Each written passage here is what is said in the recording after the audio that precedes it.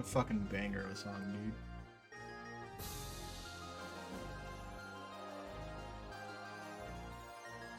dude. Mm. Fuck, I'm tired. It's been a long day. Since 8 in the morning.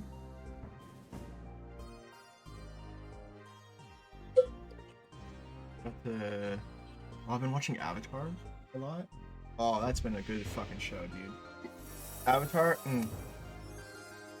Oh. I didn't realize, like, because I just never cared about stories back in the day. But I didn't realize how, like, adult Avatar is, I don't know how to explain. He's still living. It's just like oh, it's so good. That fucking, that first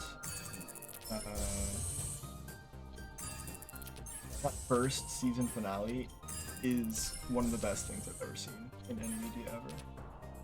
It does everything so well. It's got like black and white.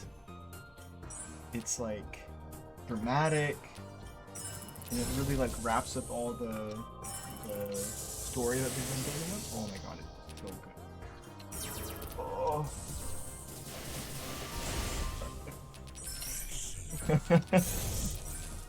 I'm coming because of Avatar, yeah. That's a weird sound out of context.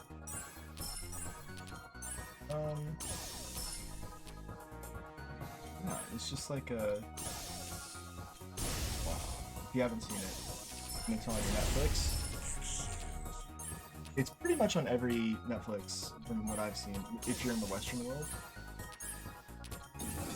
Avatar is like such a good show.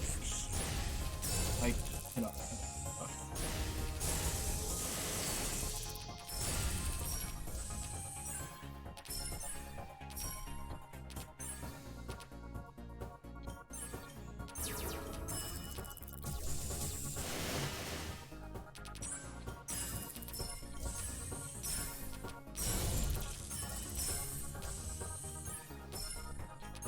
Other than that, it's just been kind of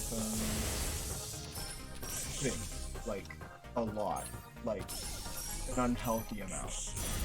It's really quite frustrating how much I've just been inside coding.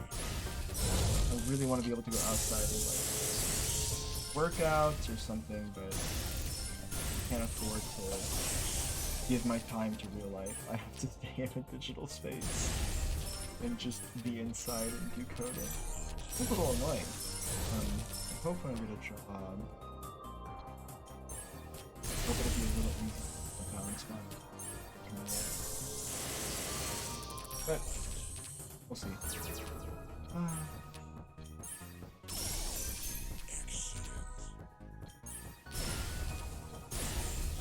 College is hard to be balanced. You never know, like, how much time the thing is gonna take until you start doing it, and man, does it fucking suck. And it takes way longer than like, I was doing a project earlier this week.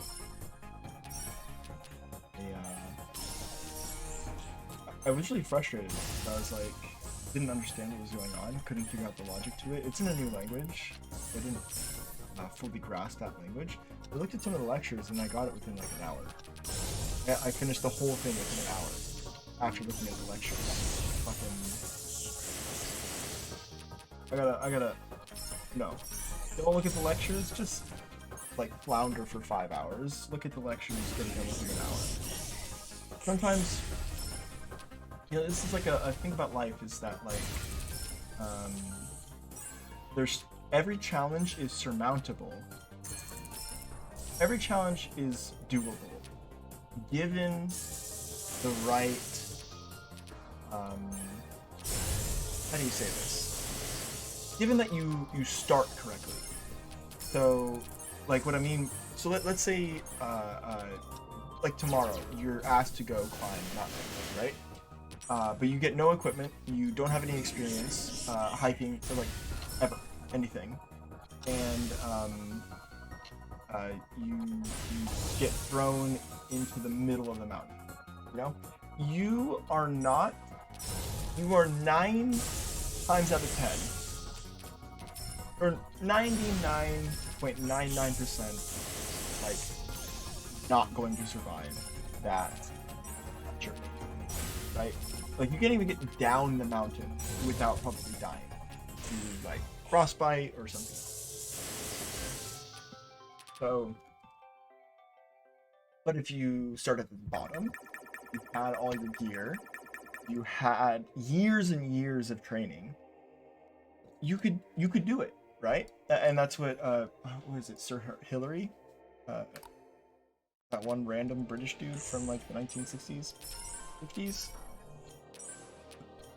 What he did, you know, first one to do it. Like you gotta have a good starting point for where you want.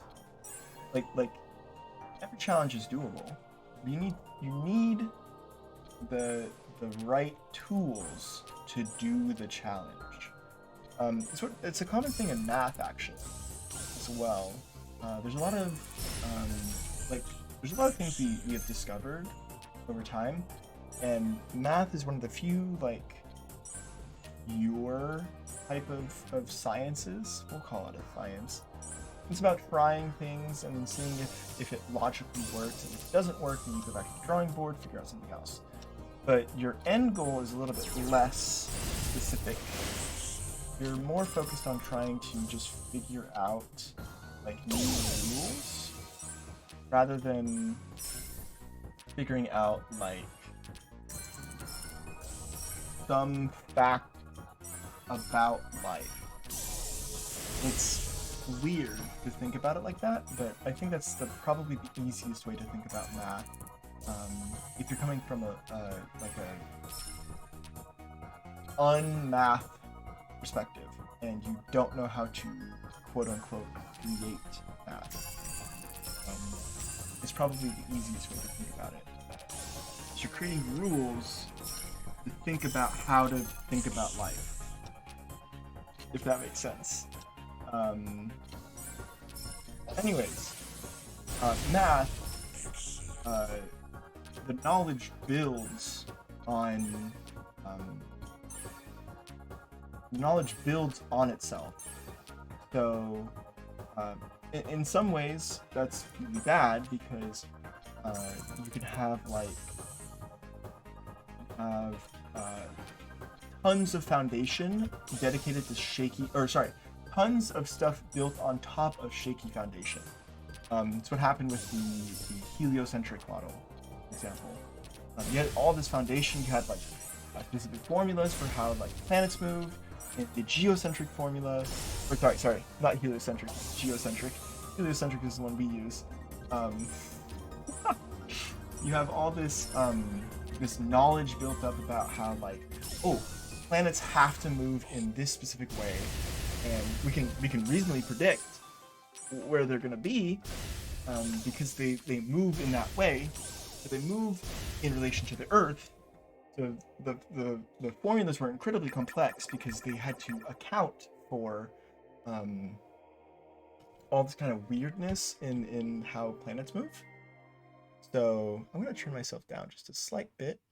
I'm going to turn the game sound down just a slight bit. I'm noticing it's a little loud. So you have all this like huge tons of knowledge dedicated towards an ultimately faulty model. And it's not anyone's fault that it was a faulty model necessarily.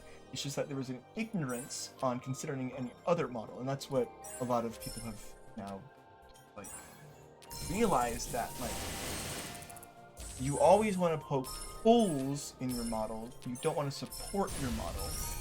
You can take the logical conclusions of your model to other places, but the most important thing is to make sure that your model is actually a representative model for whatever you're trying to study. You know, in the geocentric model, it's the solar system and how planets and comets and stars and all that stuff move. But anyways, there is this the back to the original point. Math builds on itself, and it can do so reliably because logic is so because sound logic is really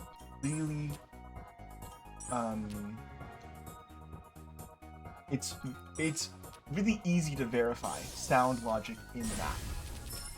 In any sort of linguistic sense, so like if you're trying to argue in politics, for example, sound logic is hard to identify because the language that we use is fuzzy. So the interpretation that you can get off of the logical statements will not be the same for every person because interpretation exists. So it's like really annoying to debate in politics because sound logic requires sound reasoning, but in math, the reasoning implies the logic, if that makes sense. So you have to have good reasoning in order to have good logical steps, which implies the end result eventually. As being sound. Sorry, it implies the end result is sound, given enough steps. So,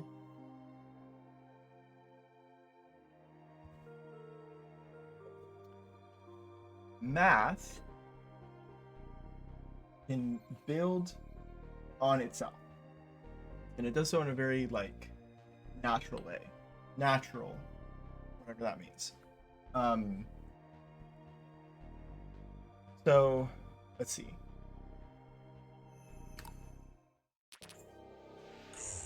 How do I explain this now? We're talking about challenges, right? And having like good ideas, or a good starting point makes any challenge doable, right? That's the original thought. So, let's go back to that then. In the 14th century, I believe, there were a bunch of mathematicians in Italy who decided, 15th century, 1400s. There were a bunch of mathematicians in Italy who would be, it was really weird, like weird from our perspective, but there would be intellectual duels. So essentially what would happen is the two mathematicians would say, hey, I want to challenge you to a competition, a duel of sorts, a duel of the minds. And we're going to each submit a set of problems to each other. And then we will do the problems, and then we'll come back at a set time, and whoever has done more problems correctly will be championed as the winner. Basically, in a modern sense, you are making a test for your opponent, and your opponent has to solve this test. You have all the answers, and your opponent has all the answers for their questions, and you have to score better on your test than they do. And that's like, it's wild.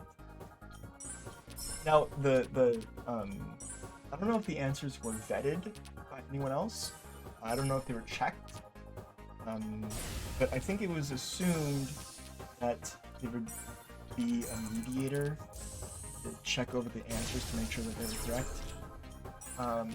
But anyways, there was this guy who was challenging another dude in a duel, and they were doing cubics. So I think it's cubics. The cubic solution, the cubic problem, was a pretty famous problem back in the day. because it was like quadratic was solved like I don't know like colonial times. The quadratic is really easy because you can just like visually space it out. The cubic involves like 3D space, so it's really hard to visualize a solution for the cubic unless you think about it in not geometric terms.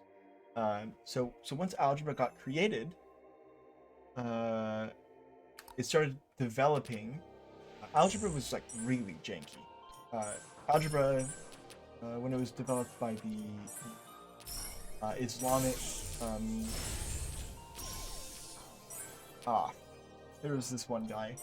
There was a professor, or not professor, a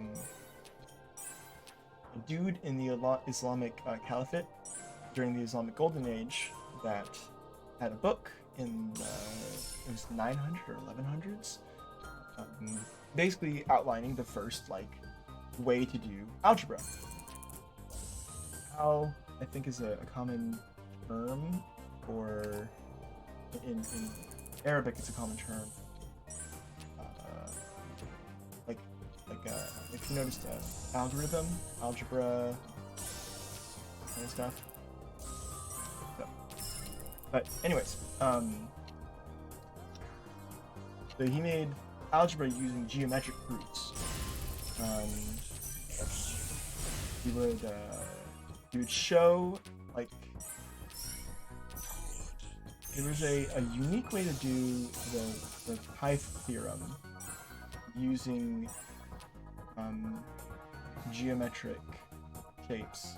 Basically, would make an outside square, and that square is a squared plus b squared. Anyways,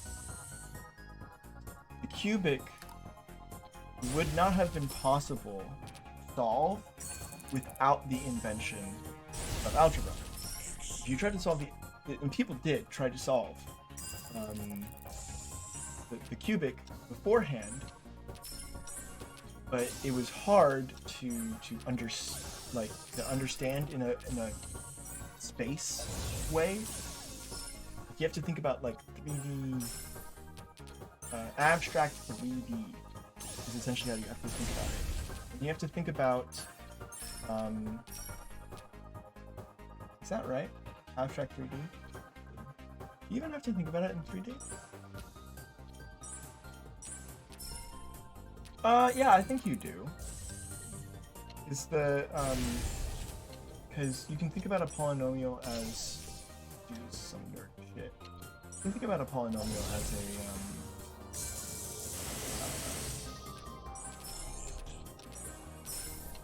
as the degree that it's in is actually the dimensions it holds. That sounds insane to say, and maybe not make sense to you if you're listening. Don't worry about it. Essentially, what does it mean to have a solution?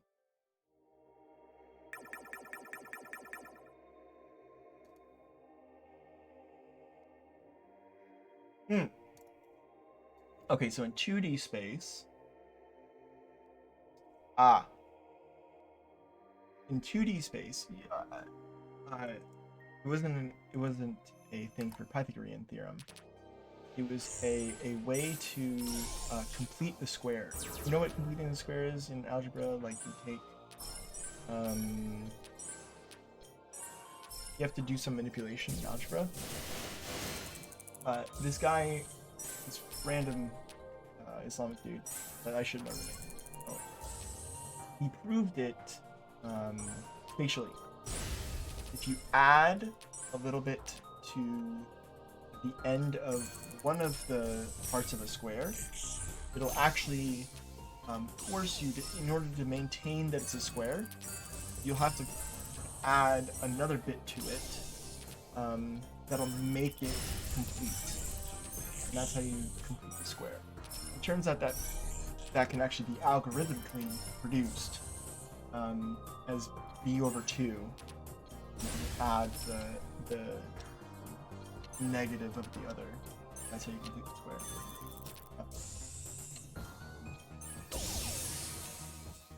Anyways, there's no easy way to do Cubit back in the long days of until algebra was created.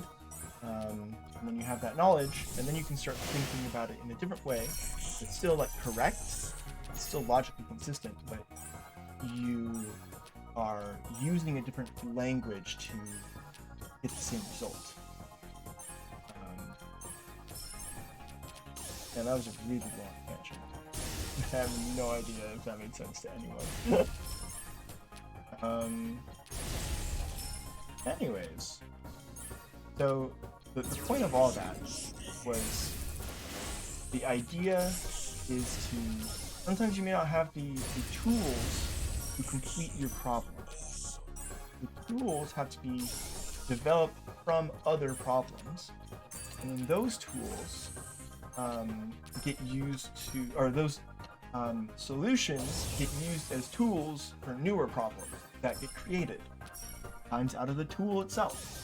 You know, like fucking coal.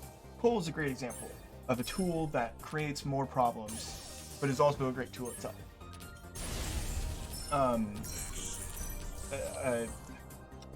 You know, coal creates greenhouse gases into the atmosphere, and that creates a noticeable change in our atmosphere and how it deals with heat, and that heat ends up getting trapped more and more, which is not good, and that ends up heating the planet. And then now we need to solve that problem of like, oh, okay, so we have a bunch of like floating CO2 and whatever else that's in the atmosphere. How do we solve that problem now? I mean, because coal was actually really great a way to solve our energy consumption. It allowed us to grow as a society because we can actually like have stable energy now. We're just digging up this like black dirt, or black rock from the ground, right? Like it's a really, really good tool. It helps, like, and it's easy to get, it's easy to process, relatively speaking. It's easy to process. It's like really, really good at getting out a lot of energy. It stores a lot of energy quite well. It's really just like a big battery, essentially, that you can just like heat up. Gives you a bunch of like really good energy to use.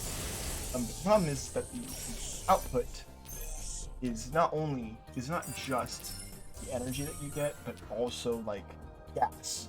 You have to expel that gas somewhere, so you expel it out to the atmosphere, and oops, you have global warming now. And then now the question is, well, okay, we have this tool. How do we fix this problem now? And the answer is, we don't know yet. We don't have enough tools to solve this problem full in force. For example, Tesla, the Elon Musk company, Tesla has great solution in theory. Electricity is really good. If you go all electric, then you remove the gas portion of the car, right? It completely eliminates emissions from cars. The bad part is electricity is still generated using coal. So you're not really getting around the problem entirely. But it's a good step in the right direction, because it cuts down on emissions, and it's starting to change opinions on like, is it doable or not to even like get climate change in control. That's just one of the factors that is contributing to solving climate crisis. Another thing is alternative technology, right? Like solar and wind. Solar and wind are great. They are 100% emission free. They generate electricity, which means that if Tesla were to use that electricity, it would be 100% emission free. The problem is solar and wind are unpredictable. They generate too much power during their peak times, and they generate not enough during their off-peak. So you need a way to store this energy.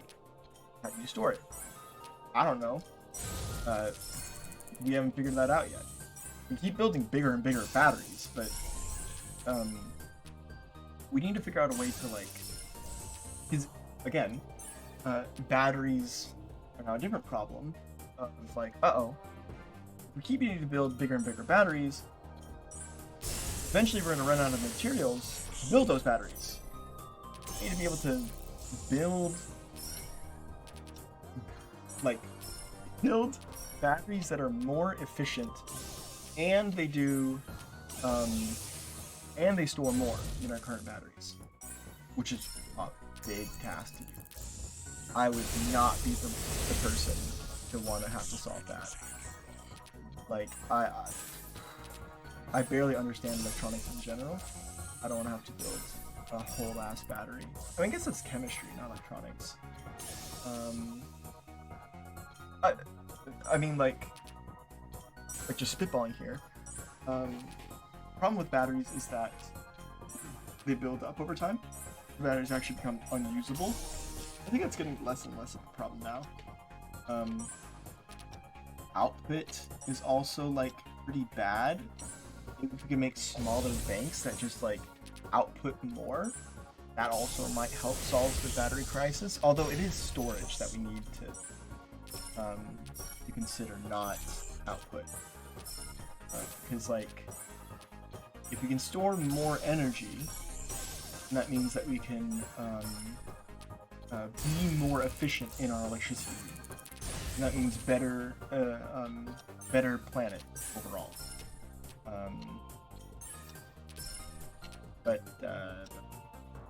And I really should go into like point. I mean, like, crypto is also like a good example of like it's solving a problem of like, hey, you have this thing, this currency that doesn't take any money to produce it. All the money that it actually produces, or the money that, hang on, it has no mint cost whatsoever, which is a huge plus.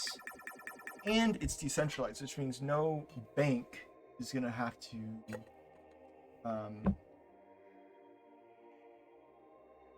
deal. It's the people that decide how valuable that currency is. So it's got two big pluses right there. It's cross-governmental, and it's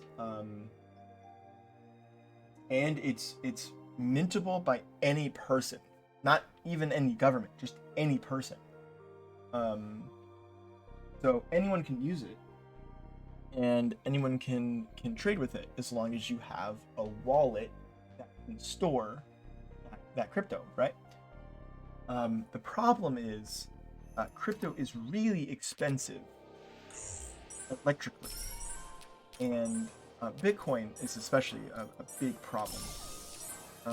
There are solutions right now that are working to fix this problem of crypto being really expensive to Bitcoin being really expensive to verify the transactions.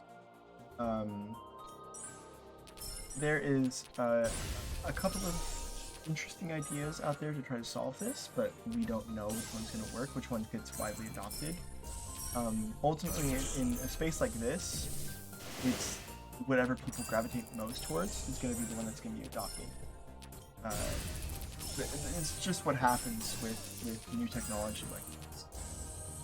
And sometimes there's a chance, it always happens, that the one that the general public picks is wrong, and it's actually not the correct solution, which is going to be a bummer if that does happen.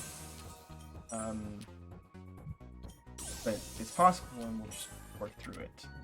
But crypto is interesting because it can also help countries that don't have the ability to mint their own currency to get currency that people in their country can exchange with one another, which is really, really important. As smartphones become more ubiquitous, even in places like sub-Saharan Africa, very economically poor area of the world, or Southeast Asia, also a kind of economically poor area of the world, relative to the United States and the OECD areas of the world. OECD is a reference to like Europe and parts of the Americas.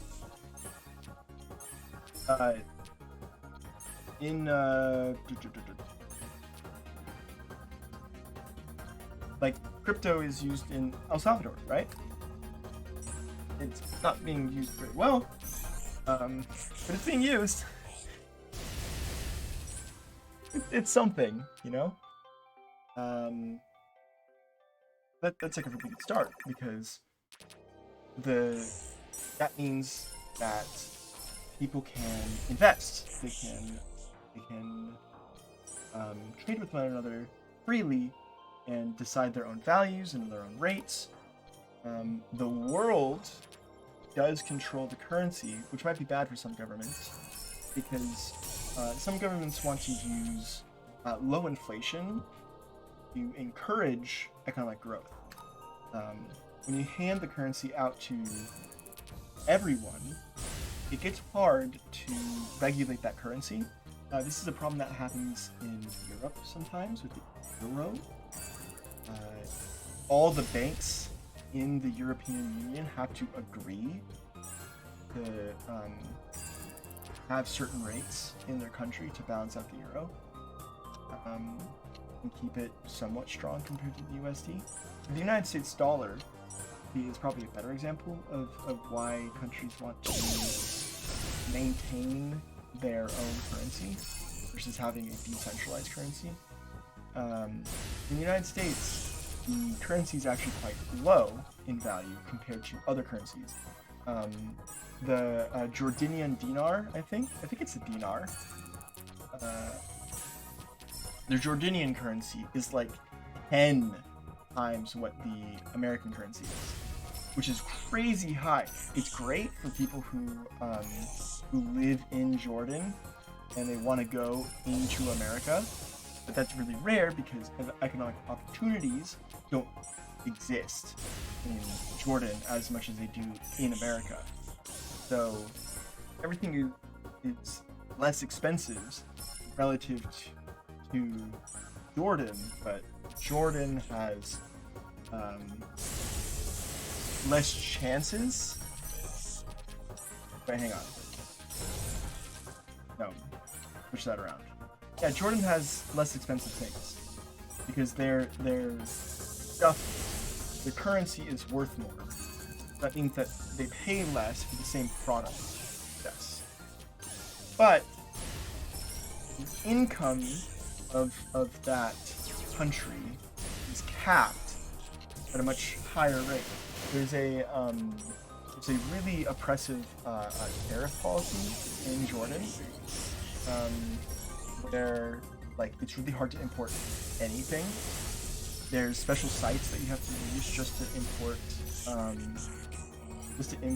like sometimes fish. You know? Like, I don't know why you would want to import fish, but things like that. Like it's like 50% tariff. I think sports or electronics are probably a better example. You pay 50% on top of what you already paid as a tariff. So, huge protectionism.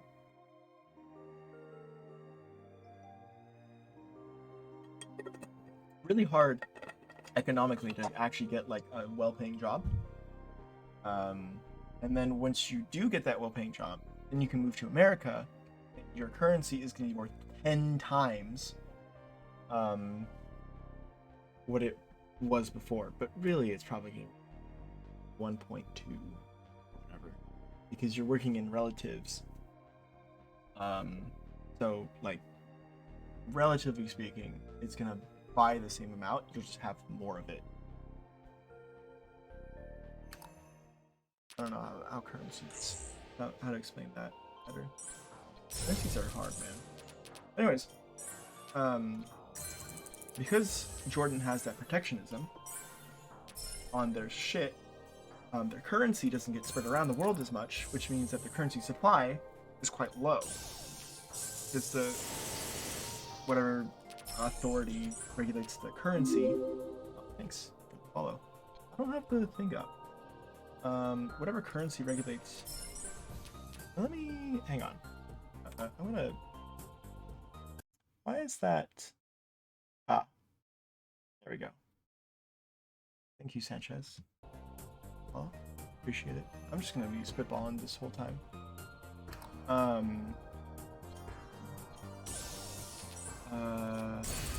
gonna talk about currency. Yeah, because you can control the supply of your currency and regulate it, tariffs and economic policy within your country. You can keep your currency relatively high in value compared to with Bitcoin. You can't do that because everyone's using it. There's no central authority. There's no way to clamp down on the value. The good part about that is there will be no inflation runaway shenanigans. You can't do that with a decentralized currency, especially one that's limited like Bitcoin. Bitcoin being limited in supply means that there is no like print more money, pay off your loans type shit, like the Deutsche Mark in 1919? I don't remember. Or not Mark, the other one. Deutsche Mark was to replace the one that failed. Yeah, Bitcoin's an interesting, or not Bitcoin. I'm more of a fan of Ethereum right now. Ethereum has like the ability to become a really good platform for a lot of the world.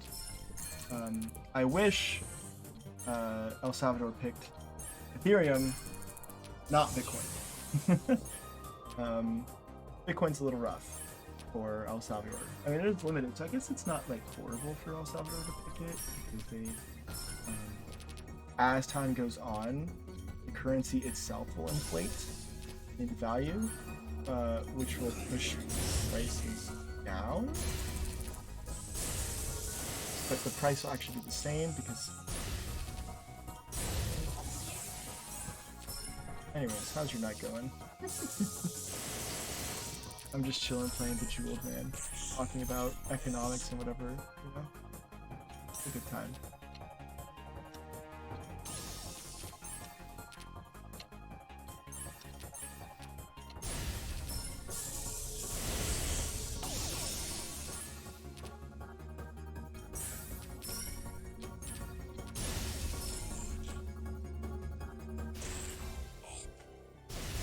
I'm gonna open the window.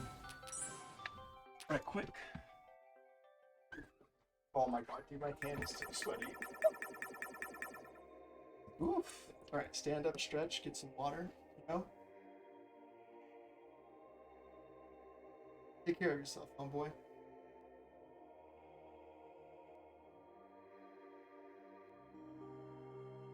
Yeah.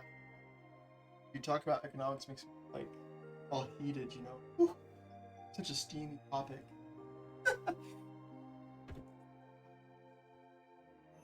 I was watching Sex Ed today, the Netflix show. If you haven't seen it, it's an okay show. It's kind of raunchy. It's like softcore porn. The first season's really out there with their nudity. The second season really tones it down, more focuses on like relationship building. So i.e. not horny. If you were expecting horniness, you don't get it in the second season. But you do get a lot of like emotional bonding, which is nice. If you're looking for that. And then in the third season, which I'm watching now, which just came out, they're doing a bit of both now. They've learned how to strike a balance between. So, it's possible, you know, like watch the first season, see how the first 4 episodes hit you. The first 4 episodes are pretty good, but not for. I think the 8th episode is probably the best one actually, but that's because it spoke to me the most. The 3rd and 4th episodes are probably the most memorable. I like them a bit, and it's got a good charm to it too. But anyways, I was watching season 3, episode 2 today, and I was like, they're building this moment, and they have a gay couple that they're trying to explore, and it's like really quite sweet how they're doing it. It's a guy who just recently came out as gay, and they're like talking about how he's hesitant to have sex, and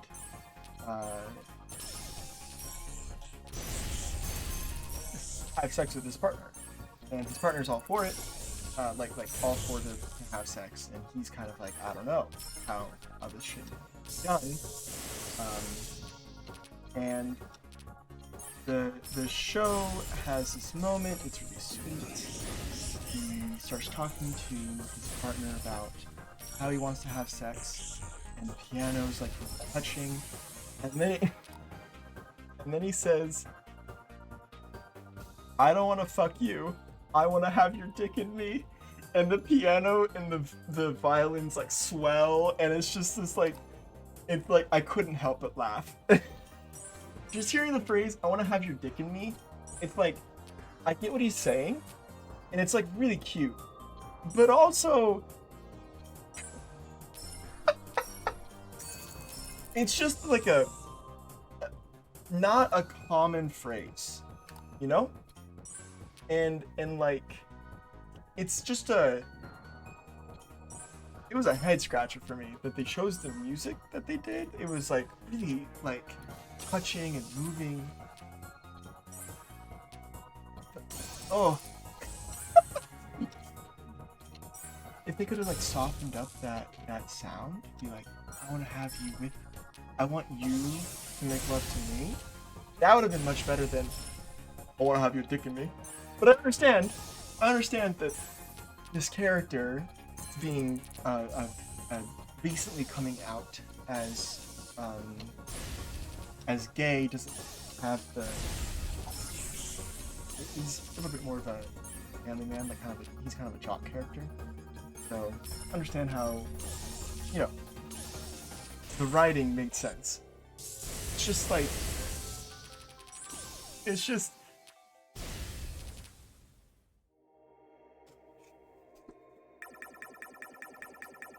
I wonder if they make like a Ghibli track, like have a Ghibli soundtrack, and then just be like, I wanna have your dick in me, and the Ghibli soundtrack just like goes, ah.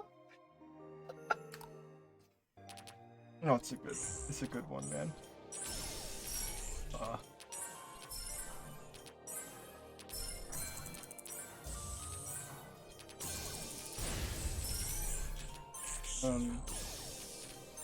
Just been thinking a lot about like life and shit, you know? Kind of crazy how life takes you on this like wild twist and turn. And sometimes the most unexpected things are like the best things to ever happen to you. You know? Like COVID, right?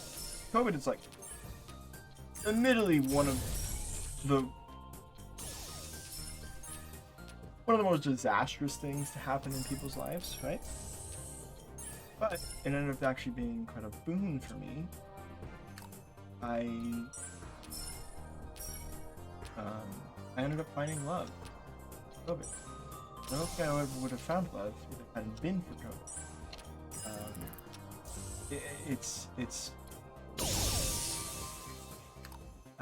I was in a Discord server with a streamer, and the streamer ended up inviting this girl to play a game with her, and the way they were playing Among Us. It was during the Among Us trend. They were playing through voice chat, and the only way to really have a mass voice chat Discord. So she invited her into the Discord, and she hung out for a couple hours after, talking with the people in the match and just kind of hanging out. At least that's what I assumed. I was in the other voice chat, another voice chat channel, and I saw her still in there a few hours later, and I knew it was late for them because it was like all the guys that were in there quite late for them. They were like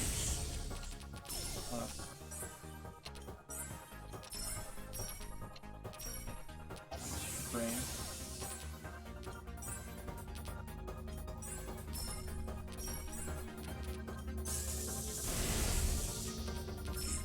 I'm sorry, I was just focusing on the game. I knew the guys in there that were talking with me, and I knew that it was quite late for them, so I wanted to see like what was up, what was going on. I figured most of them had actually fallen asleep on mic. It was quite common during those times because like you have no job to go to. What else are you gonna do on Discord, right? So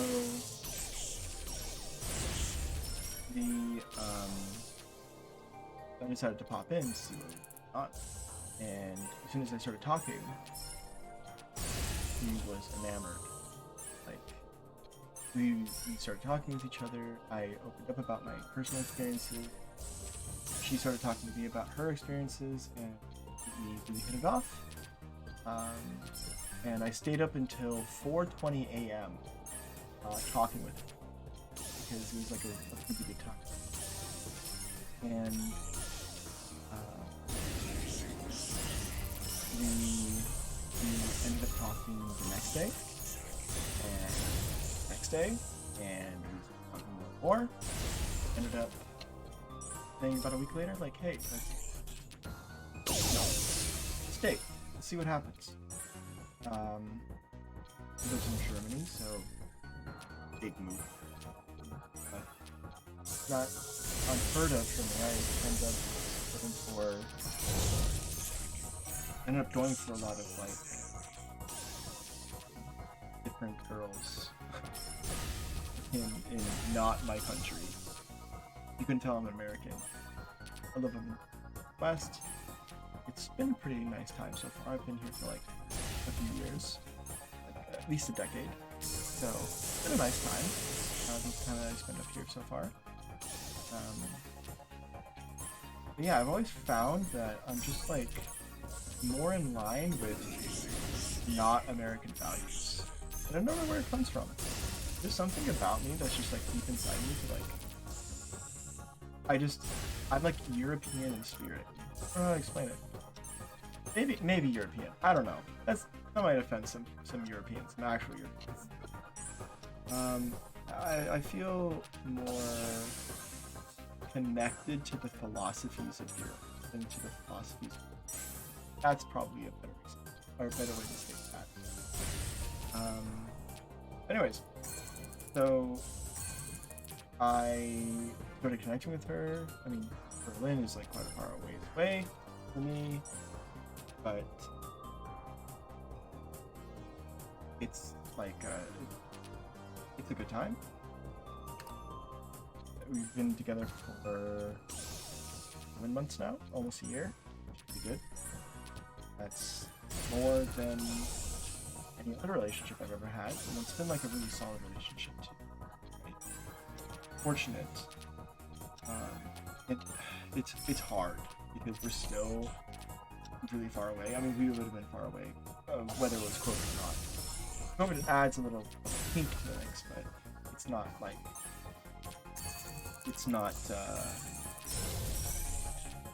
I can't overcome it, you know?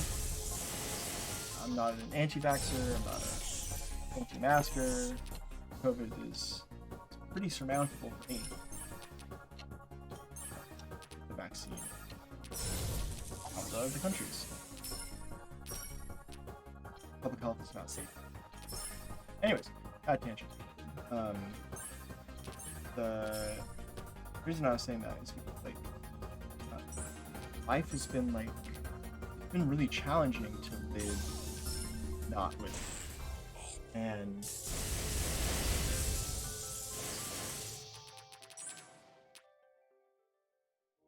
you know, like it's just like been a difficult time to be long distance, have her in Germany and have me here, like America. It's quite difficult to reason us not being in person. I think eventually, it's in like soon, I might just to Germany. I can't really figure out any other way to like appease me and her emotionally without being there physically. You know, like it's just too hard to be without her. And that's like, yeah, it's pretty rough. He might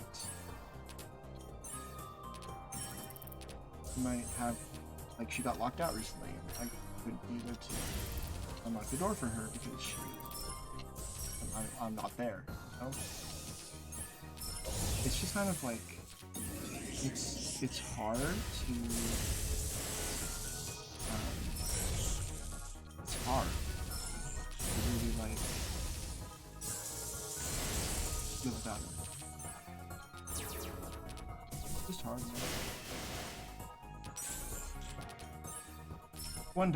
One day soon, I'll be with her.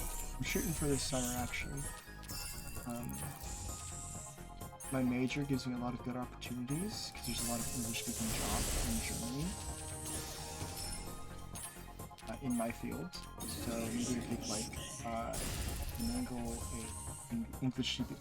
English-speaking internship at a company in Germany, and then go live with her, which will be nice for the company because they don't have to provide housing for me since I already have a house. That's a plus, at least. I'm a little scared that I won't find a job, but I know that, like, I can, in a way, create my own luck using the resources that I have at my college and get enough networking to be able to secure something. I'm just unsure of, like, timeline, which is gonna be annoying. But let's hope that it's this summer. And then I don't know what I'll do at school. Like, life is just like, sometimes life is just really hard to predict. And you just gotta what was that? There was a movie. Was it a movie? Yeah, when you lose direction, you just gotta step forward and believe that you're making the right decision. Ah, that was an Avatar. That was an Avatar. Season 2, episode 7? It was the Love Cave one. Yeah. Yeah. No. Take it one step at a time. Don't overwhelm yourself with thinking about what you're gonna be like in 15 years. No, I don't even know what I'm gonna be like in 15 years, dude. Maybe I'm a complete asshole. Maybe I'm like a god of philanthropy. I don't know. All I know is I'm making decisions right now to hopefully make the best life for myself. And that's like, it's hard to believe that you're making the right decisions. There's a lot of pull that happens in life where you get pulled so strongly in one direction you feel like there's no way out but that direction. You have to really consider all of your availabilities, your opportunities, where you want to spend your time. Time up. Where you want to spend your time, where you want to, do things. And I think the biggest hardship of life is doing things that you believe are in the right direction and make you happy. Like, you can do things, like, okay, you will always do something for enough money, right? But will you really be happy doing it? No, probably not. Usually the more money you get, the less happy you'll be doing it. So it's kind of like that weird inverse, it's like a weird inverse relationship. The more money you get, the less happy you'll be doing that thing. Unless, in the rare cases, you get a lot of money and it's something you like to do. We've noticed that a lot in the internet age, actually. In the internet age, we have a lot of people who are doing what they love, and they're getting rewarded financially for it quite well. YouTubers, for example, people who like to make media content, they gain sometimes hundreds of thousands of dollars every month just from doing what they love and sharing like what they're doing. And then you have people who are musicians are a great example as well of people who have been boosted by the internet. Musicians get paid less handsomely, but they still get paid. I feel like they get paid more than they used to, or at least you have a better shot at getting paid compared to what it used to be.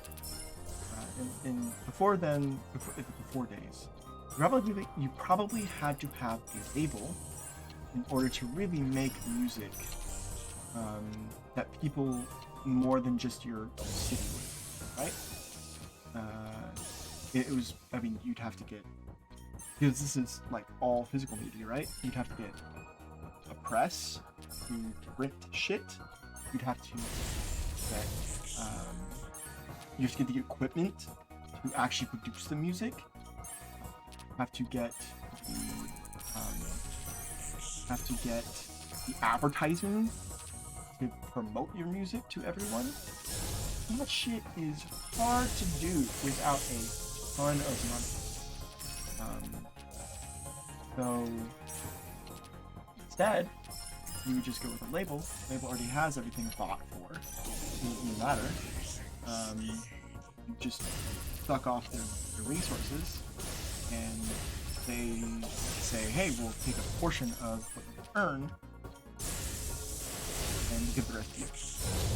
So the problem with that strategy is you have a lot of really, really parasitic and greedy business executives who are trying to make the best deal for themselves, and because you're a desperate starting artist, you don't have a lot of leverage. If you want to make it big in the music industry, you gotta suck up to those terms, you know? You gotta play by the game, and the game fucking sucked for a really long time. As we've seen in the internet, advertising is basically free. You get everywhere in the world in an instant of a second as long as they have internet access, which is just amazing.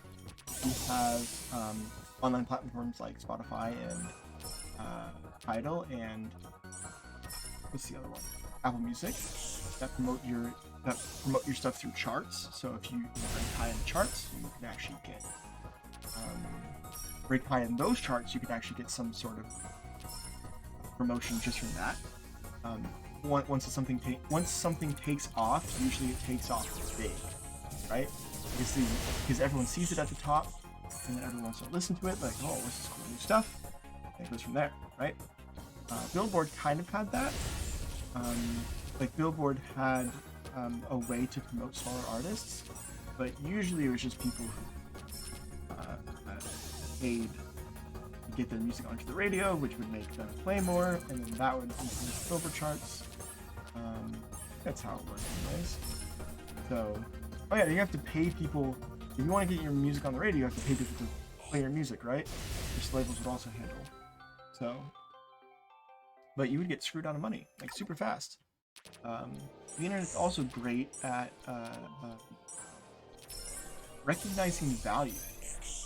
You as a person have way more value than a, wait, hang on. You as a person see that you have way more value than a person from the 1950s did, because the value that you have is more noticeable than the value that someone in the 1950s had. I think the value is actually quite the same, but the way that you interpret your value is different, which means that people are going to be pushing for stuff that is closer to what their value should be, because everyone else is already weighing in on this is what they're valued at, which is great. It's a good way to democratize value. What is it? There's a term in economics where in economics you think about information, right? Information is the key driver of what makes something worth something. Like, people are willing to pay a price that's fair if they have the information that leads them to believe that that price is fair. This happens most often. I think this is most noticeable in the stock market, where people have, because people can see all the trades that are happening, people have an idea of what information, because people can see all the trades that are happening on the stock market, they have the most available information, at least presumably, to see what people in the market value that stock at. So the stock market is great at taking information and collaborating with it. Collating information into a price that the market, quote unquote, deems as fair. And in the same way, the internet is really good at showing people what their value is, because it is not money but views that determine the value of what a person is. It sounds kind of like objectification. What I mean is that it's a good way at singling out and promoting really good things. Some things are ironically promoted, but those don't tend to do well in the long run, right? The internet is really good at showing worth, because people will value something that's high quality, and then you will see that and you will think, this is good, because that value is now translated into you. There's a problem with people taking that value too far and ascribing it to themselves, and that's their actual self-worth. That's not what I'm saying. What I'm saying is the internet is really good at showing good quality work in a way that will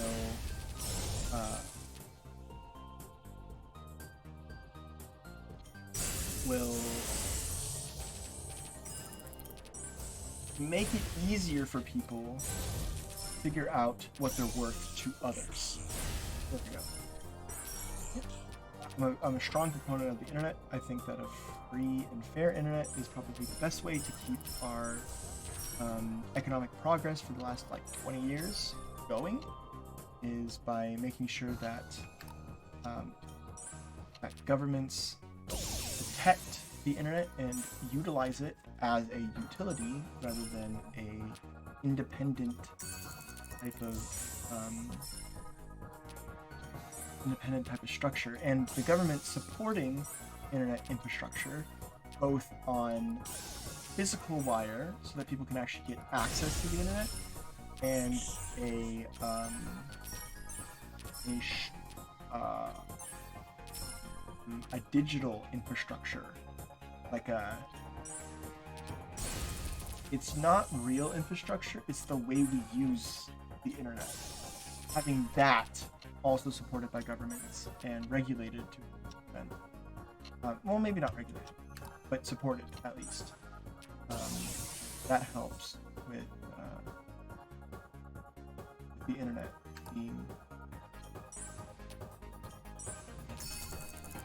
yeah, that helps. Government stepping in.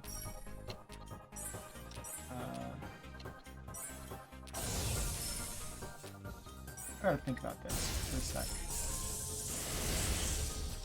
Is the internet a good place for the government to step in to help within the infrastructure, the cyber infrastructure, the actual applications and shit that we use on the internet? Tough question to answer.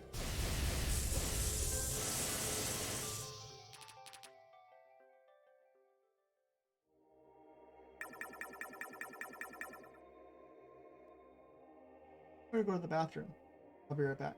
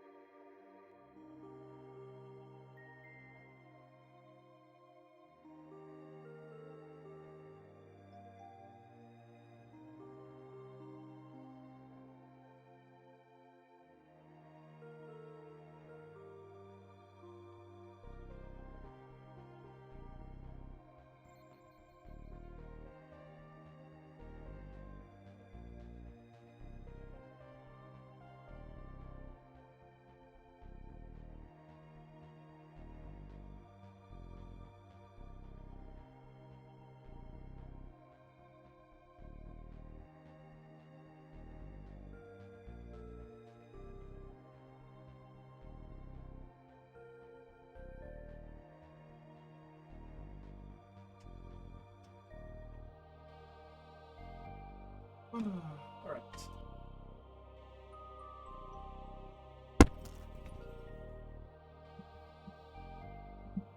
Hello? Hi.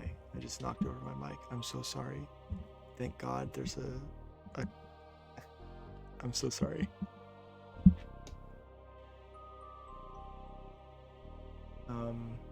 Well, oops. Yeah. I'm so sorry. Okay. Alright. That'll play again. Anyways, yeah, the internet's great at making contracts fair because people will push for because they have more information about what their value is to that company that's trying to sign them. People will push for a fairer contract that benefits them more because they know that they are worth more, just in general. So, pretty great. Based.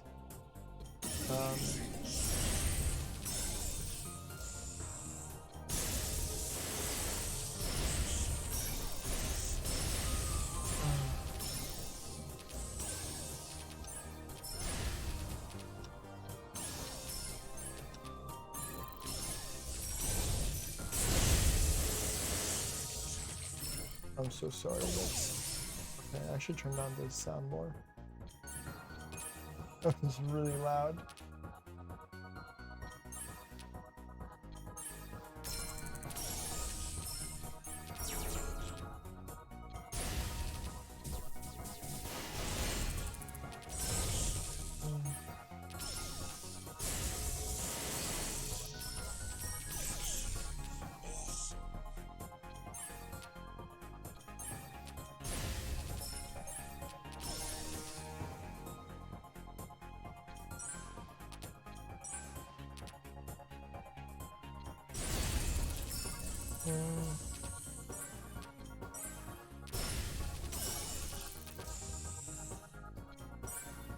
I wonder how the world thinks about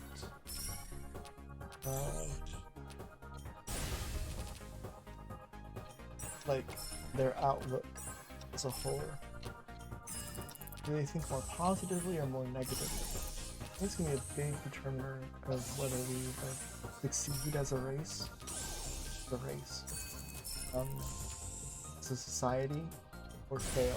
Is like how much pessimism there is in the world. I wonder if someone has made a world pessimism tracker. Someone has it. Free idea. Just cite me, okay? Yeah, number.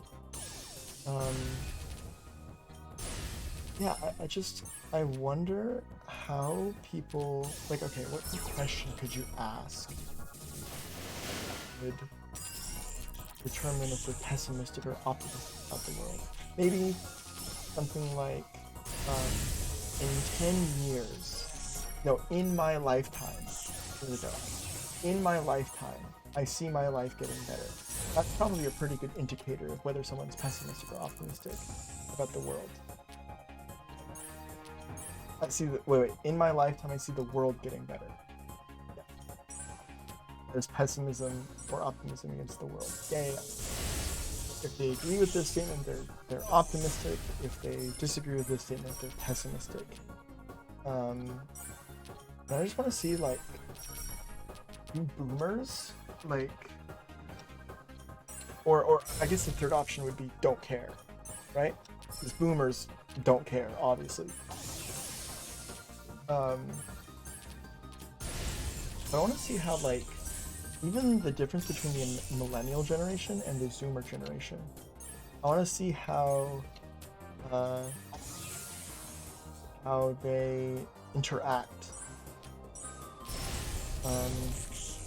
with that in mind. Like, are millennials way more pessimistic about the world, or are they just pessimistic? Or are they, sorry, did I say millennials? I meant zoomers.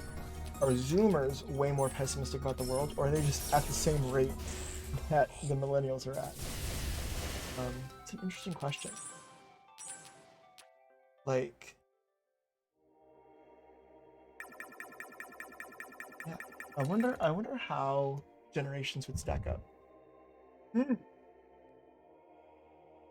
I wonder how generations would stack up over time. Like, as the zoomers get older, do they have more hope or less hope that things are getting better? You know, tracking that would be a really interesting insight into how people feel about the world.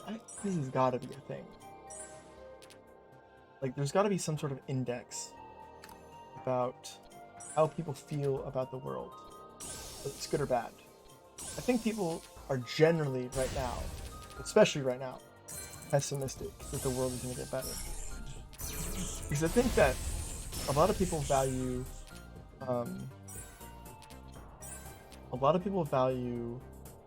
short-term pain or gain versus long-term pain or gain.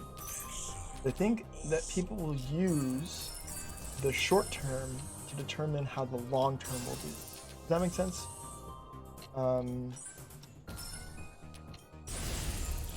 Yeah.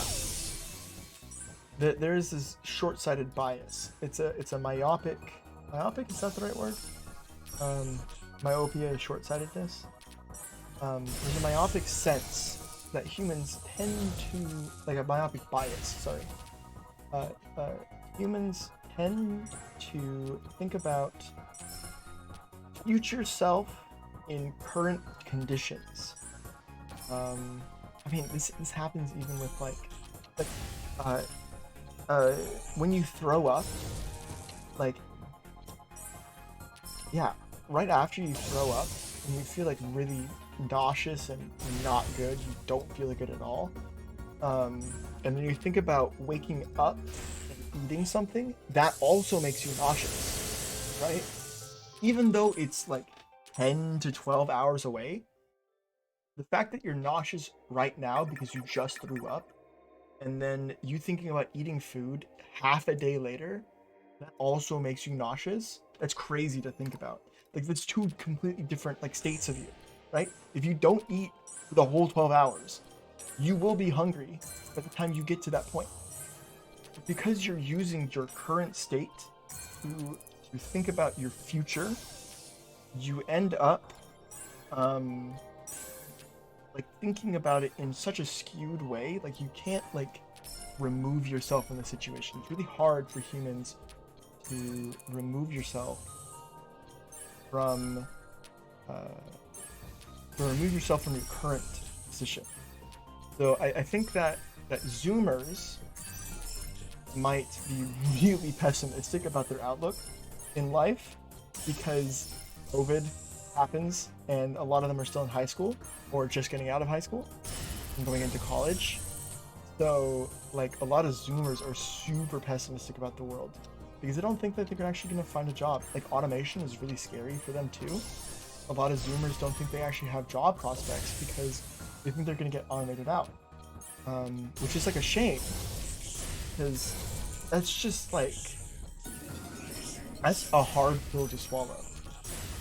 That the world is changing way faster than anyone could have thought.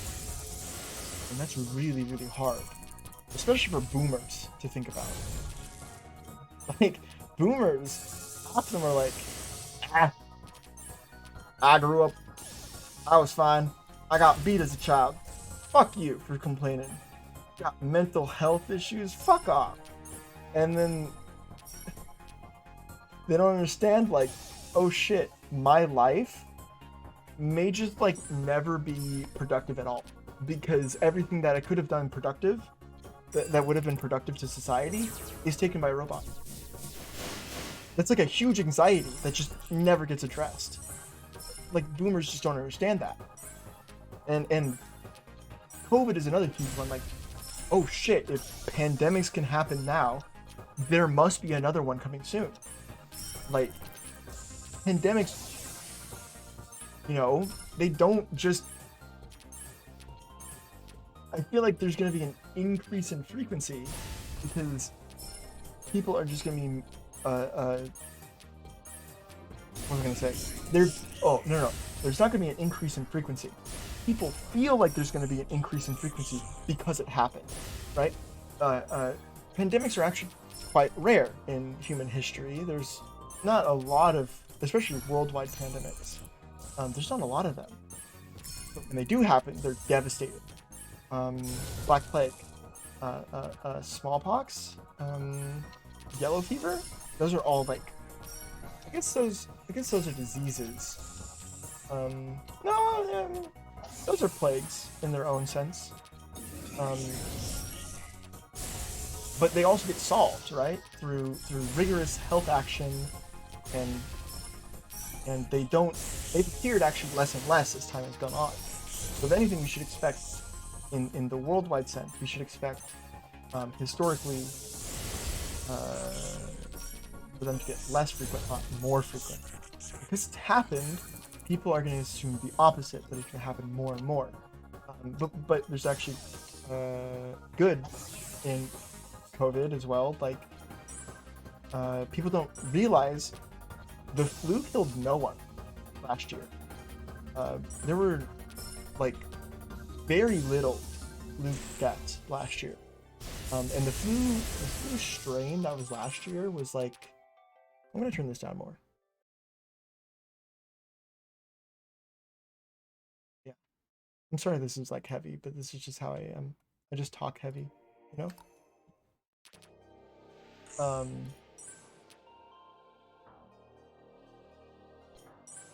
The flu, like, killed almost no one, which is crazy to think about.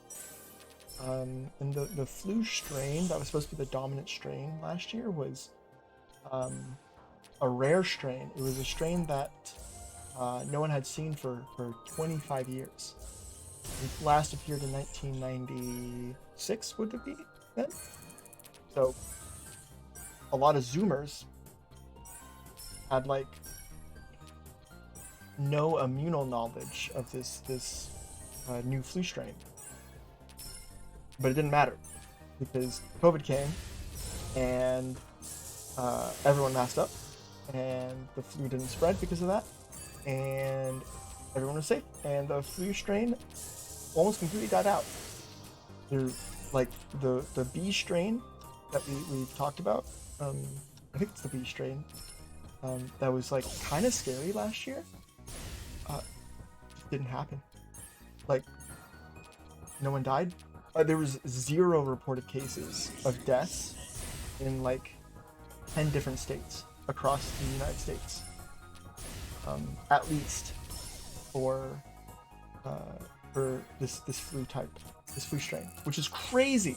It's a huge stat, and we just eliminated like an entire facet of the flu, which makes fighting the flu way easier, because it's probably never going to be the dominant strain ever again, which is a really, really good sign that we're progressing as a society, you know?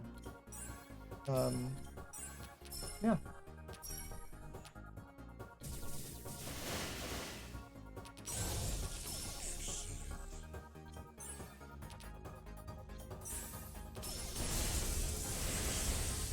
I don't know why I'm talking about, like, this heavy shit while I'm on Twitch playing Bejeweled. It is an inherently ridiculous situation to be talking about, like, the heaviest subjects in the world while also playing a game that, like, moms play when they're on the train. You know?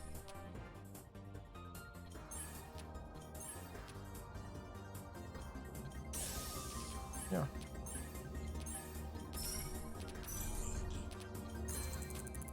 I wonder though. I do wonder about the pessimism meter. What's a catchy name for a meter that measures optimism and pessimism in the world? There's got to be a meter for it, man. I'm gonna look it up. Optimism about the world whole. Americans' optimism. No. Whatever.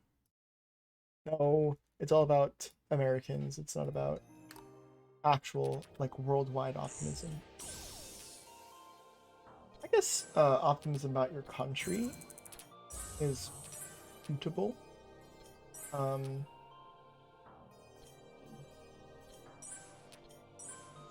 Yeah, I do want to see how optimism changes over time. That'd be really interesting. Because then we'll know, like,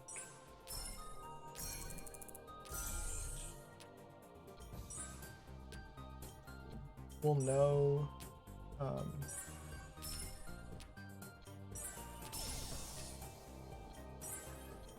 think my brain just needs a break.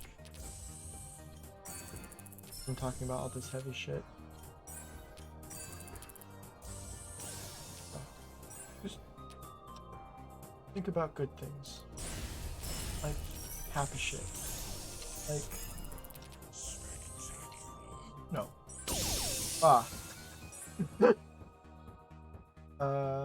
I don't know. Hobbies. Walking. Dude, walking's so fun. Like, yeah, you can drive a car. There's something really nice about just walking, just taking a stroll. You can just, especially if you live in a more rural area or an area with a lot more forest. Walking is like very freeing, right? You can just go anywhere and do anything. Assuming you follow the laws of your local area. You know, you're not like, I mean, I guess you could hop a fence into some random dude's farm as long as you don't get caught, right? Nothing's a crime if you don't get caught. No, but like, I don't know, there's something very human or very tangible about moving with your own 2 feet and being able to like physically interact with the world and do whatever. I mean, okay, maybe this is just because we spend so much time inside.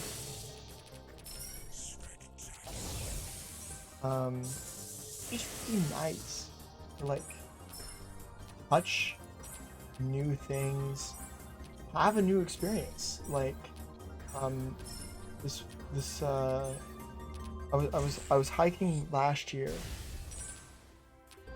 Yeah, I was hiking last year and I was in a really bad spot emotionally.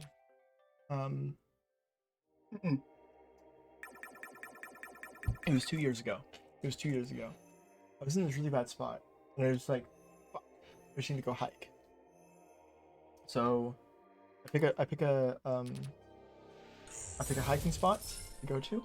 That's in my area, and I just start going. And I keep going. And I keep going. And 10, no, 5 miles later, I finally reach the summit, the place where I'm meaning to go, and it's a lake, and it was so relaxing just to be there alone, and just experience this whole new place that I've never been to. I climbed 5 miles to get here, and it was really, really rewarding just to have like, wow, I have seen something that not very many people have seen, because it takes 5 miles to get there, and it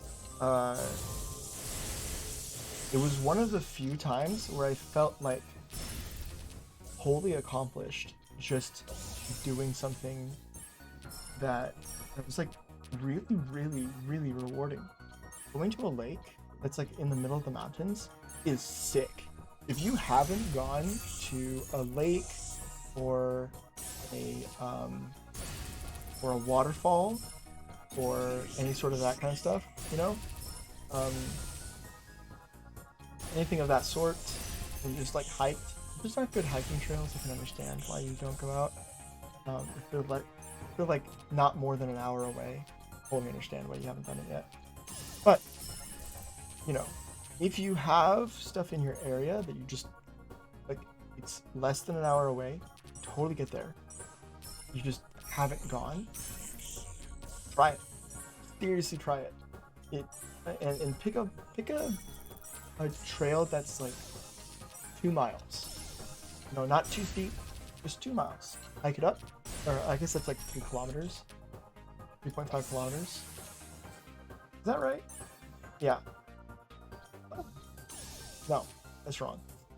A 5K is 3.5 miles. Yeah, we'll say it's 3.5 kilometers then. Hike it, you know? There's a reason that trail exists. So see what it's about, and I think you'll find yourself pleasantly surprised. There will be moments where like you will feel like, oh my god, this fucking sucks, and it happens. It happens.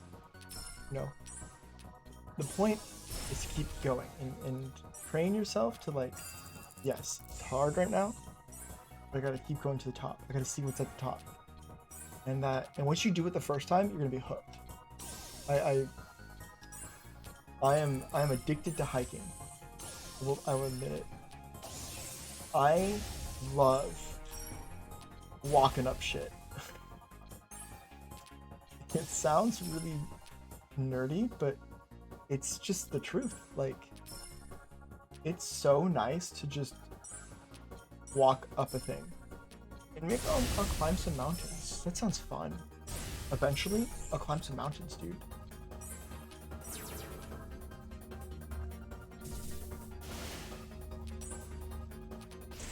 Fuck. Maybe I'll climb some mountains and do that. I really wanted to go backpacking. So, if you don't know what backpacking is, it's like you take all your shit with you on a backpack. It's like 20 pounds. You just go. You just go out into the wilderness and just like set up camp and have a good time. I really want to go backpacking. I've never gone backpacking, but I think it's a great thing for me to do. I've always wanted to go backpacking. Actually, not always, but it's like a more rugged form of camping, right? You just have all you have is you, yourself, nature, and what you brought, and that can be intimidating. It can also be quite freeing. Be able to escape from society on your own or with friends, you know. Actually, I think backpacking with friends is better than backpacking alone. If I'm gonna go backpack, I'm probably gonna backpack with friends, you know. It just seems more natural for me.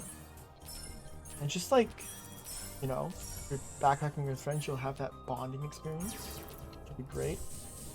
But no, backpacking is like, you know, you get to be at peace.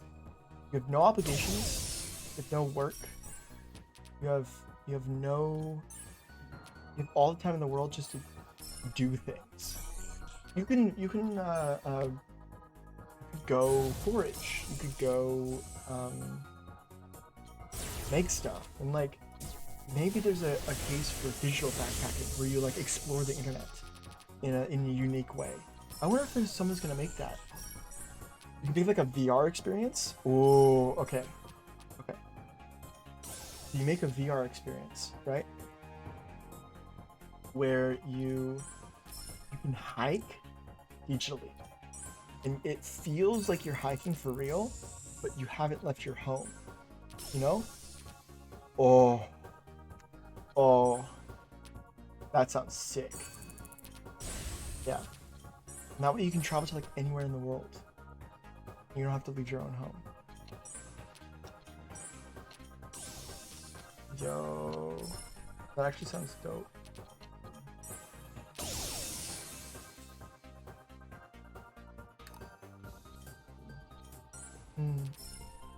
I wonder if someone's gonna do that. Maybe I'll do that. Maybe one of the things I can do is I can bring a bring a 360 style camera and record my travels. So he takes a bunch of pictures. It does the Google car thing, yeah? Takes a bunch of pictures on this trail, and you just kind of go, right? And you just see what's out there, and like you can just walk everywhere. Which, oh shit, that would require me to walk everywhere. So you can only walk on the trail. No, I don't want that. I want to walk everywhere. Maybe I can make a world where you can walk everywhere. It's like huge, like terabytes big. And you can just like explore like densely wooded areas. You could explore like just open fields. You can like that go for miles and miles. You just walk. You can just see what's there, what's out there. You know. You can climb a mountain, and just like walk straight up it. You know, like that sounds so sick. And you don't even have to leave the comfort of your home. You just do it in your own home. I don't know. Shaw's pretty cool. That's pretty cool to me. I'm definitely on board. I wonder if someone can make like you could take the data from there's an open source Google Maps. You get the data from that, and then you the data also includes elevation, approximate elevation, and what else? Approximate elevation. They got terrain, generally terrain. Yeah, there's more information. I'm sure there's gonna be enough information construct a VR map out of it, right? And then you could like you just walk it. I don't think there's enough detail right now in that open source. The thing I'm talking about is the same thing that Google Maps uses. Nope. Bing. Bing uses the same source material. I wonder if you could just like make that. You can make a world that like is explored, you know, and it's like real to it's real size, you know. Dick. I'm so excited for the future, man. I'm high on the optimism scale about our world. Yeah, I'm really excited about what the future can hold. There's so much like new technology and a growing sense of like collectiveness in our world that honestly, again, I keep coming back to it, but COVID slaps. COVID has given us a true like deep bonding and appreciation for the world that we live in. And yeah, it also created a lot of political division, but it's a shared experience that we all, at least the ones that believe in it, it's a shared experience that we all have. Like there's no escaping. It's crazy to think of a moment that is as symbolic as a moment of like everyone experienced this than COVID. The last moment I could think of is in the Western world when 9/11 happened. That's probably the closest thing to unifying moment in the world, but really affected the Western world. The the other parts of the world, especially, you know, economically removed from America, they don't really care about it. They probably didn't really feel the effect as much, but it is a quite poignant moment, an important moment in human history. And you know, it's also an important moment because it's actually crazy. I'm so optimistic. It's crazy how fast, in the grand scheme of things, how fast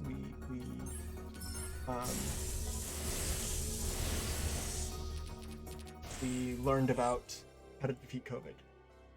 Maybe not necessarily defeat COVID, but it took us a year. It took us 1 year. You know how long it took us to beat polio? It took us like 7 years to beat polio. You know how long it took us to beat Black Plague? Like 500. We didn't even know what it was. I think everyone just died. So it's crazy. It was 7 years. I think it was at least 7 years that polio was around. That there was just like people didn't even know how it spread. You know, that's insane to think about. People didn't know how a disease that was paralyzing children was spread. Sometimes you got it. Oops, bad luck. like what the fuck, man? How do you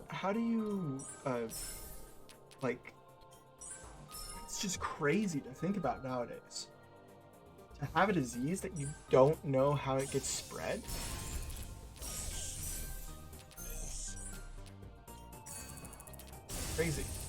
Crazy. Yeah, I think in the grand scheme of things, our society, our world. I said I would avoid deep topics. I can't.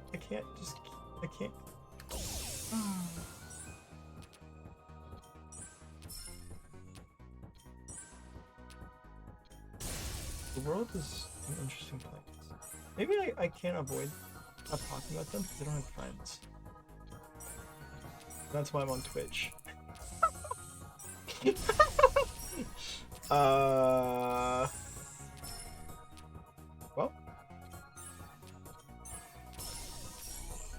where's the last time I like actually did something? I went to a Yo, okay. All right, I went to this fire Japanese place. All right. You know the good Japanese places are the ones that like look really shitty on the outside. Oh, this place was like literally titled, authentic Japanese cuisine. It was like, it had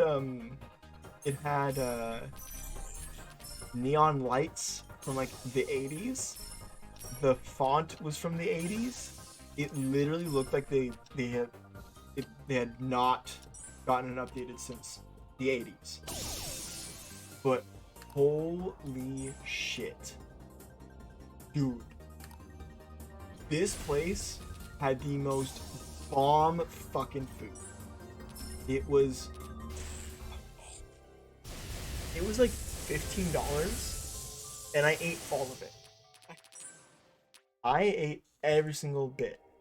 It was like probably two for two people, but it was so good I couldn't stop eating it. It was a chicken yakisoba, and it okay. I had a lot of yakisoba growing up because my neighbor's mom, she was like a really good friend. I always hang out in her house. Her mom is like 100% Japanese, so she would just cook yakisoba every time I was over, and it was amazing. Like, oh,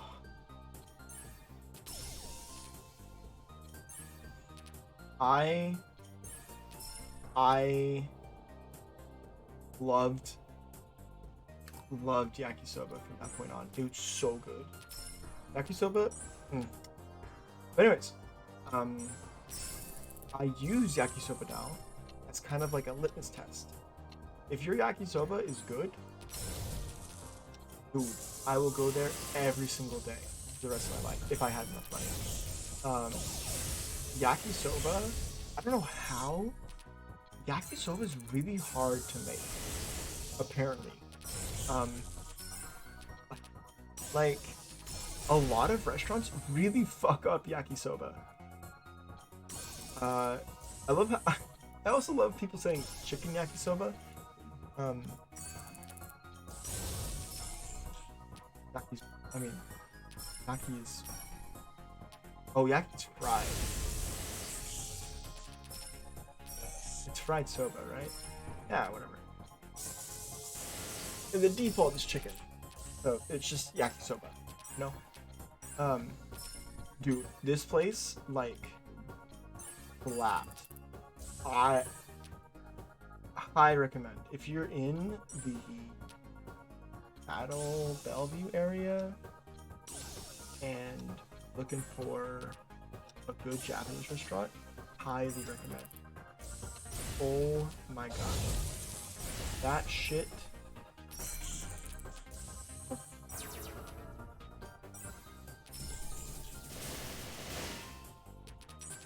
The seasoning was perfect. The way their noodles were, like, it was just like the perfect firmness. I don't know how to explain it. Sometimes they don't use soba noodles in yakisoba. They just use like ramen. This place like just nailed it across the board. The sauce was amazing. The seasoning was perfect. The chicken was very well, like, perfectly cooked. Could not ask for a better experience. So. Yakisoba is if it doesn't have like I guarantee you the sauce is probably the thing they're gonna fuck up the most. The sauce tastes like really off, and you know what good yakisoba sauce tastes like. If you've ever had yakisoba that's like quality yakisoba, that sauce is unmistakable. It will be in your mouth like your brain will never forget good yakisoba sauce. So, yakisoba is like shit is either super baller or horrible. It feels like it's one or the other. It's never both. Or it's never in between. Like, it's just okay. It's usually pretty trash or pretty amazing. Yeah. I can't do most Japanese restaurants because, or sorry, I can't. Yeah, no, that was right. I can't do most Japanese restaurants because most Japanese restaurants are sushi, and seafood sucks for me. I don't know what it is about my we'll say it's predilection, my bias. I don't know. My nose cannot take seafood. It's something like it's smelling like a dying, rotting corpse. And I can smell the sea, and the sea makes me sick. I can't do it, man. I'm not even allergic. I just hate it. I also don't like root beer. Like, root beer tastes awful and is super funky. Like I'll you know, I'm not gonna say ban root beer. I just can't understand the flavor of root beer. Although in recent years, I think my palate has opened up because of alcohol. Alcohol is the great taste number. Yeah, alcohol actually like really helped change my palate quite a bit because I stopped caring. Like, I started to like more harsh flavor.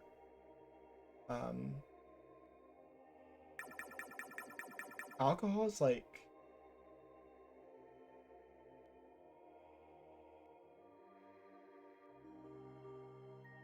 once you get used to the alcohol flavors, like the burning, the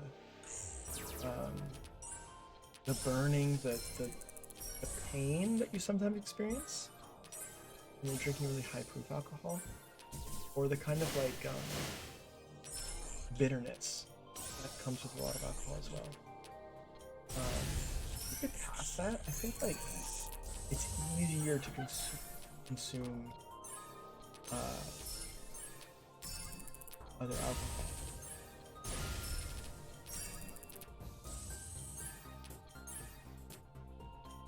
Or sorry, other products in general, not just alcohol.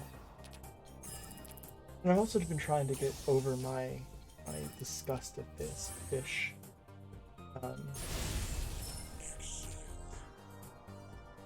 Like it's hard to get over it, you know. Like I can't kiss anyone that's had fish in their mouth. I can't. If you've had things from the sea, like seaweed even, I can't do, man. Can't.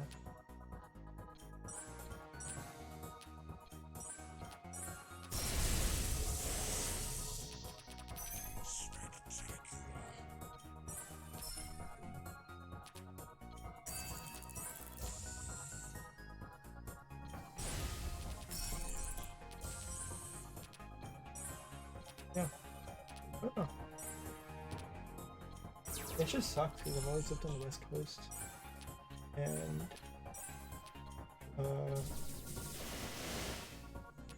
don't like seafood. And seafood's like a kind of a part on the coasts of like cuisine. Takoyaki is that Japanese squid balls, fried squid balls, right? Salmon is huge in the Pacific Northwest. What else? Like, sushi is big across the entire West Coast. You cannot go more than like 10 miles without finding another sushi restaurant somewhere, just because there's so much fish available. It's like, it is crazy how much fish there is, and I don't like eating it, man. I can eat one thing, and that's tuna. Tuna is the only thing I can eat. And people are like, "What? How can you eat it when the smell like deters you?" I don't know how, but tuna, like, I guess as a kid I just forced myself to eat tuna, and I kind of liked it. It's the only one I'll eat though. It's the only seafood I'll eat. I can even eat tuna sushi. Like, I can stomach it. Yeah.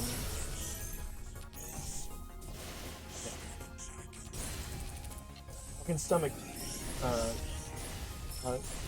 sushi tuna. Like, even though it's raw and it's smelly, I don't know. I can deal with it.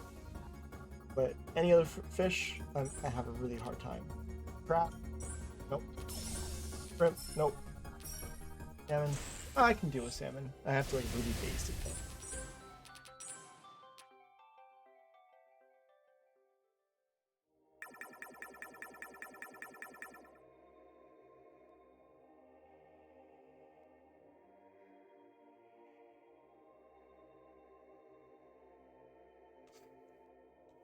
There is a party happening outside, and they're all being like, I don't want to be scared.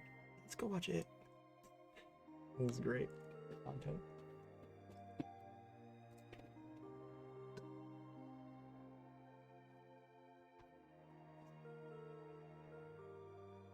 Alright, it is sufficiently cold in my room. I'll play a few more games. I think I'm just gonna... Nope. We've been playing Bejeweled for 2 hours. I'm just talking about the most random shit.